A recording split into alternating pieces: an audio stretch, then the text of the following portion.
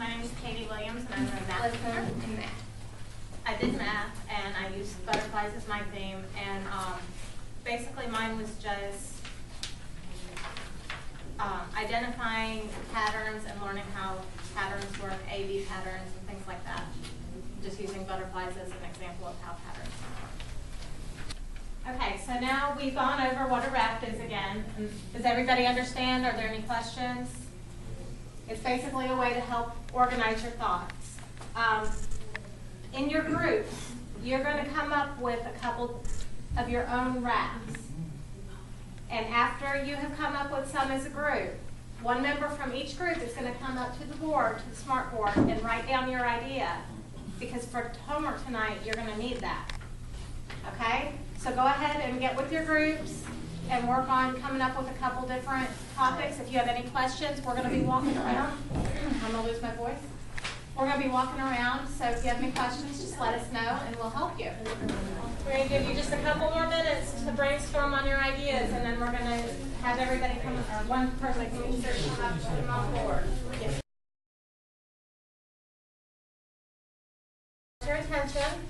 I'm going to call on a couple people to come up to the board and write down your ideas, and after that, we'll talk about what your homework is going to be. Do I have any volunteers? Don't everybody jump up at once. Okay, go ahead. Do you want to come right? You come write it. You get the interactive smart board. So you have a butterfly writing to a caterpillar. It's instructions on how to build a house. That's a very good one. Good job. Anybody else want to volunteer? Okay, come on.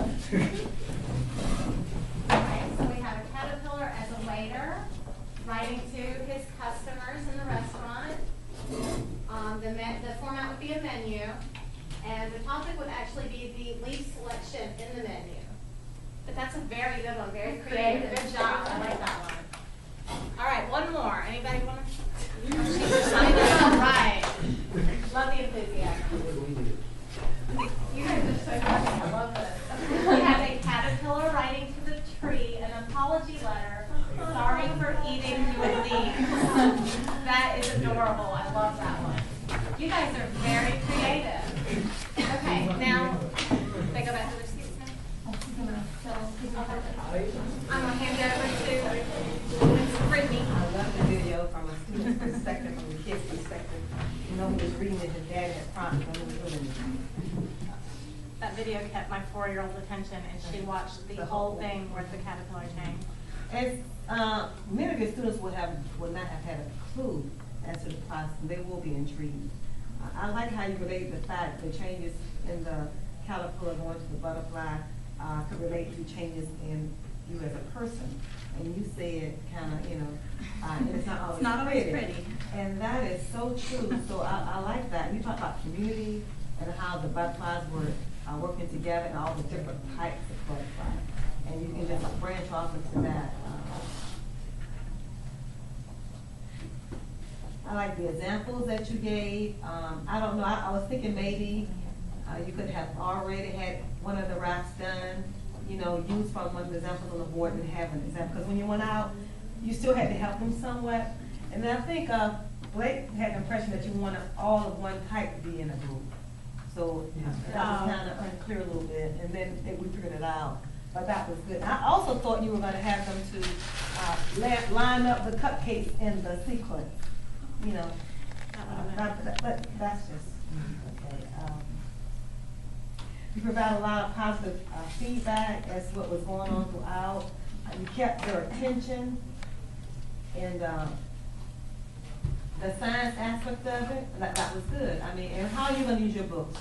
They're there, but they were there whenever they were creating the rafts, just for reference. Whenever if they need help on the more stages.